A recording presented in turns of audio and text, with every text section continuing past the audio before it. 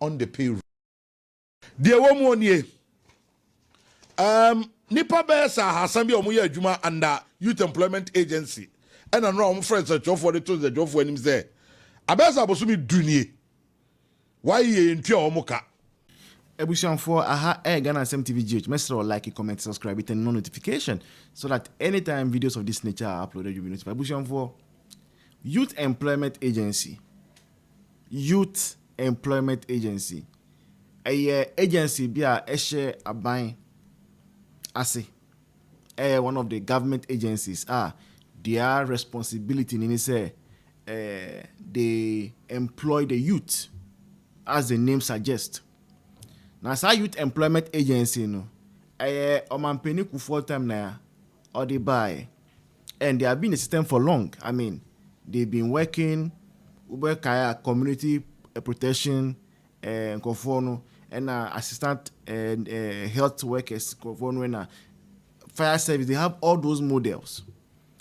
So last year, they trained some 16,000 plus or 18,000 plus youth. Carpentry, sewing, and all those things. And more gadget nan use instrument and equipment nina. And see hopa share. Na nipa say others are Youth Employment Agency no. Enim none other than Malik Basintale. Tele Manozi tele Malik Basintale tele aha. Enti Mwamu nimse Malik Basintale de opedede pa obi hey. But one thing so soon Malik is realizing is there's a difference between togbe and management. Who opposition they wait me akanya opebia wait me dede wait me kawadwin. But once you more appointment no say koyena yenko share or ho and our predicament start free. Ebusan for assembly ni saying nkofro bebre ewo Youth Employment Agency say under Malik Basintale eye busumi baku 10 eni edu enyeza say 10 eye edu say 10 enye edu amunchire me why what is 10 in 3 write it in the comment section enti busumi baku 10 edu eni they have not been paid their salaries 10 months near from December last year. Eko sienne kofo bebre wo Youth Employment Agency yentiomuka. Na workers no ba bontin be ye press conference bi say ni say na eko so Youth Employment Agency no. Omo di e kan nso omo pese omo ntua ye. Eti Ghana fo omo ntie na mompa ye mpanifo a cho say omo ntua ye kan na ekomo di ye. Nkrofo no be ka wie no. And our Youth Employment Agency under Malik Basintale release notice say Sankrofo amabaye a press conference no omu ni momu enti omu nya djuma wo Youth Employment Agency no ena Ghana for bebre say eba ni say enti nkofo menu e wo Sankrofo no tem e call Lawson TV and am ko grant interview sana nkofo menu a na omu ti press conference na sekra no omu nya nkofo keke o omu ye district directors for YE, district director of YE, mienu. Omu ena Malik Basintale ni mpeni for say omu ni momu. Obi oye district director Nkrofo ye juma wona say obi ye juma wo YE ho 8 years. 1 2 3 4 5 6 7 8 years oye juma YE. Na ebra na esre kra ni say ebra NDC for buy na say on pampa Nkrofo no. District director bakwa and there you can say omuksi omunim no ono ena oma auditors no direction omutumi ba ni constituency omba ye auditing no omu WhatsApp message na omutumi prove say omuni Malik Basintale mu any directors wa akra nyina omu communicate eti nkrofo nipa amuni omu communicating eba ne sen na failure because of omu salary amudi omu kanti omu se mu ni momu enu na ejoma ama ban no amemu no ni ayakika asem no enti se obi ka se public person ira we nyina eka why mudi krofoka se me shock process blue water gas cra omu be fire mu party for cra no by now omu nti omu kai nurses mu di omuka, teachers mu di omuka, doctors mu di omuka.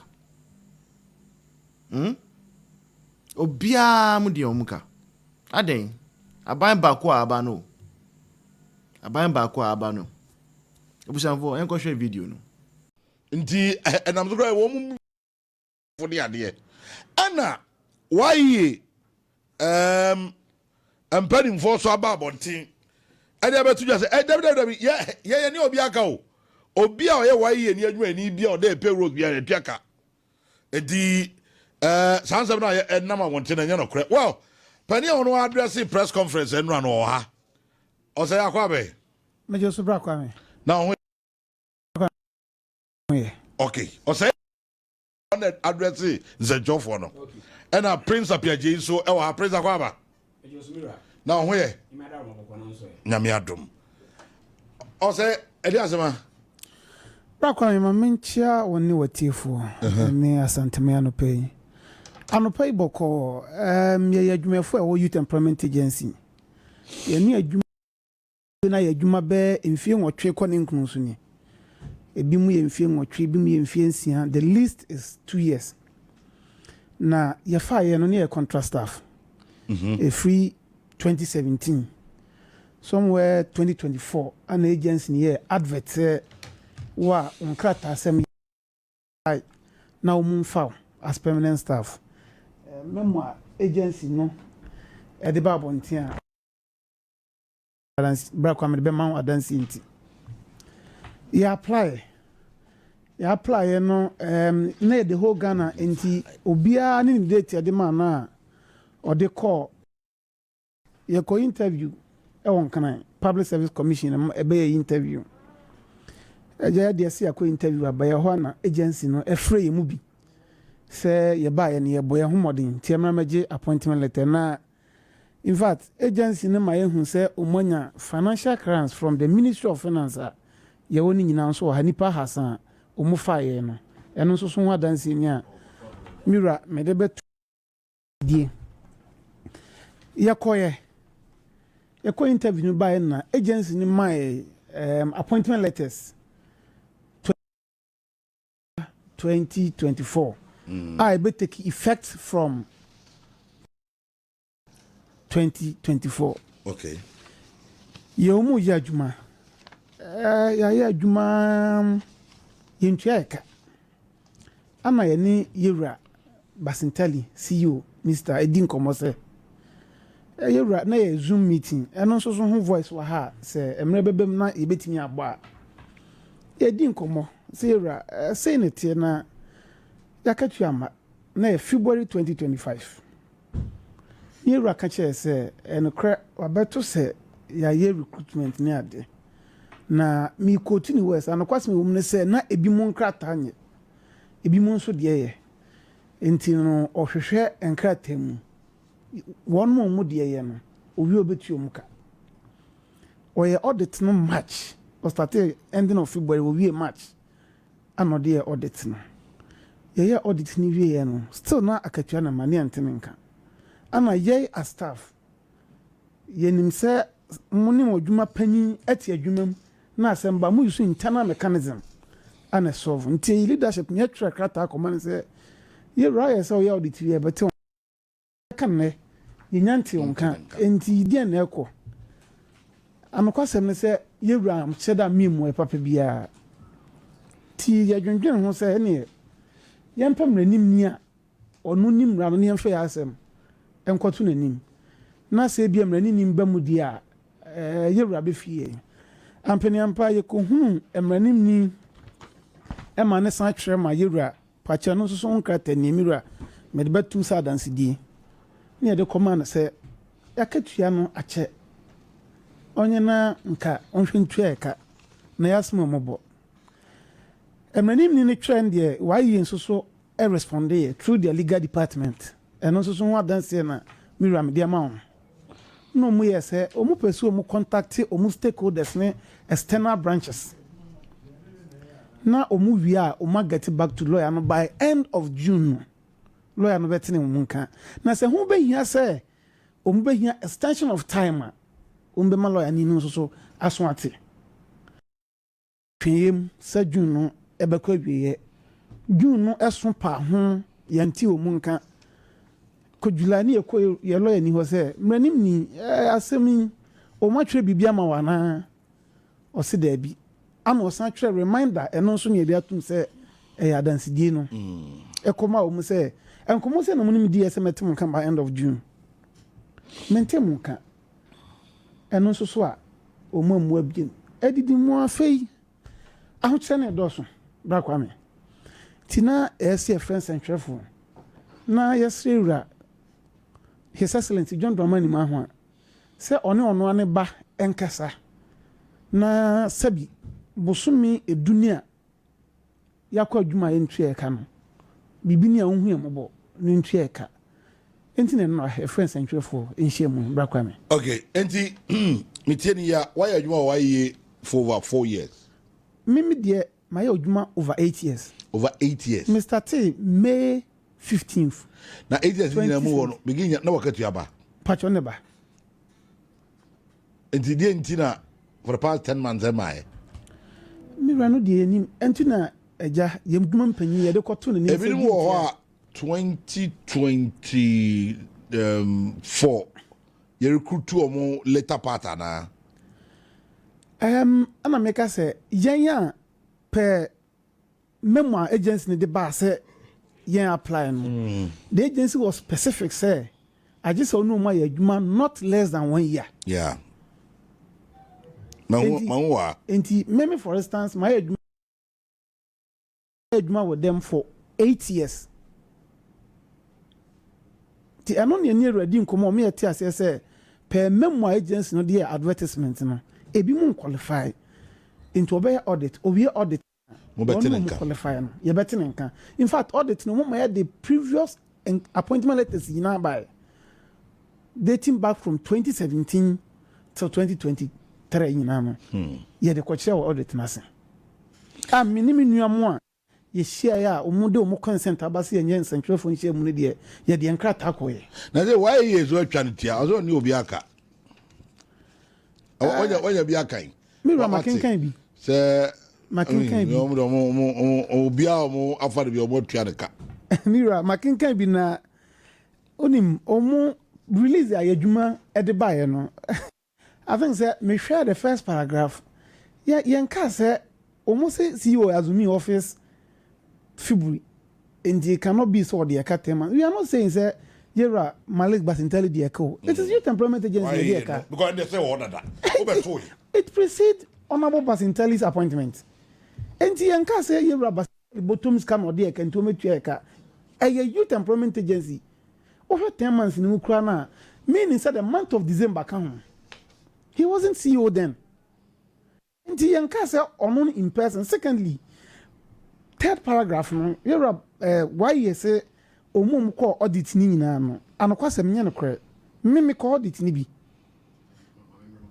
me nua nsu ko bi it cannot be true say one ko audit ni nyina ye tue omuka it cannot be true okay Prince ya tue oka and then why you do tue oka o papa me dey tell me say eye omo release am the ayi the buy me nipa me na me head barekese eh atno be ja nipa obeyi me e ba last month ya auditors eba abeye staff audit me number na me ma auditors from Accra say omum frame me na me mom direction ba da patase me na mom direction e de bedu barekese e mom be staff audit go sata me na me director meyi regional director efrey epe Zoom lion document if me ho nipa obeyi me a obeyi me free office on the head office CC no oba last month ya internet say why you catch say wonim ye ne a sebi asem no adwuhia so kakra of all back and forth with more lawyers this back and forth with more lawyers near the any now the letter or the statement that why he issued the ababonte you know me I confused kaka ye no ye hu letter no ye hu dwiri ye say eh enti up to now attendance book office obaba ye din wo mu mo da so kwa adwuma ye kwa adwuma Inte so inte bra kwa me. De tie ne say inte so ye beda ma sorry say ma ko hospital say me ko twem di say me nurse ni. Say me nurse ni. Enti beda ma ko say health for the meka. Me ni teacher ni beda ma betena radio say teacher for the meka. But me a former district director. I know last month here no and I'm the new person e ba replace me. Enti dey na chere say o ka chere me say unim me no atua me ka na wo ya audit man ko bi. Me house no match no me na me hwe ma audit ne course so. Me so na me hwe esan ye beneficiaries audit. How you dey say that? Me ba twan. Hey, I say why you say onimu yi? And na twetuma so kakra no. On Monday 26 May. On Monday 26 May, your new original that your friend no, Mr. Setatanga. This is the document he requested from us. Mimi Dieni. I don't see here. Obusa data for Zoom Lion beneficiaries from each district. And yes, one show or some respond is seen. Also, this is data. Pachoine. Oh, this is way. Avano Southeast. Okay. Brakwame or respond is seen any. Brakwame just September year. And some September year you. I'm just have evidence to September 26th. Number no crime say we you can take it and call say onye adwuma wa ya offer me confirming number of staff me no mu adwuma.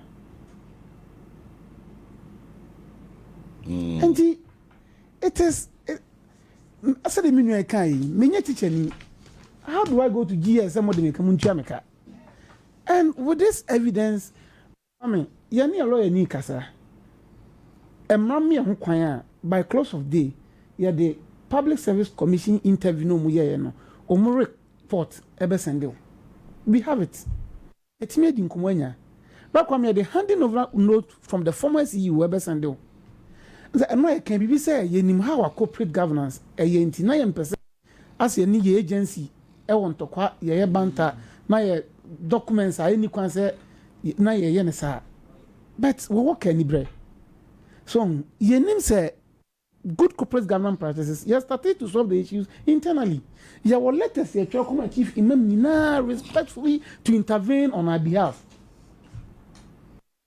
ni nina no ase aishu buada President say mobile dey say de yes say amampanyin fana no ntum na omuntia yeka na de to so bi mu so say ye hwe na enye sa de labor commission audit no omoba be ye no o this is all on besi so me na omo frɛ me from Accra say me number na she e auditors na omo frɛ me na me send location ma omo de babare kes ma me na me lead audit ma ya audit ni we no ma audit o omo audit me ko am di can start answer na me staff no na den na ne o because when you read the